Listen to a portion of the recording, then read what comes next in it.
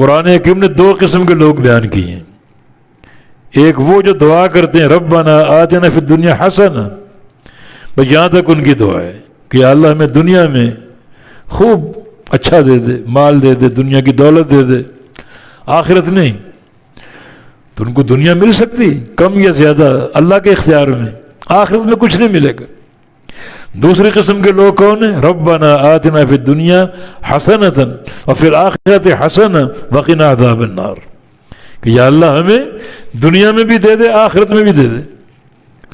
تو اللہ ان کو دنیا میں بھی دے گا، آخرت میں بھی دے گا. دنیا میں کم دے زیادہ دے اس کی حکمتیں ہیں. آخرت میں بھی اللہ تعالیٰ فرماتا ہے ان کو بے تحاشا عطا فرمائیں گے.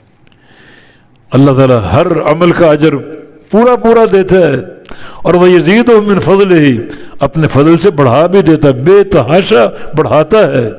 وہ بادشاہ احکم الحاکمین، سارے خزانوں کا مالک، اتنے خزانے اس کے پوری دنیا کو ان کی طلب کے مطابق دے دے تو اتنے خزانے کہ ان میں کوئی کمی واقع نہیں ہوگی.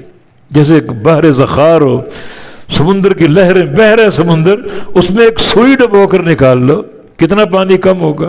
اللہ کے خزانوں میں اتنی کمی بھی نہیں آئے گی.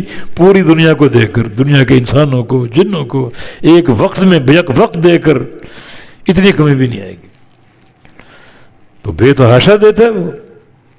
ہماری ہمتیں آخرت کے لیے ہو، ہماری نظر آخرت پر مرکوز ہو، تو یقیناً اللہ رب العزت اپنا فضل فرمائے گا، اور اللہ رب العزت اپنی عطا سے بے تحاشا دے گا.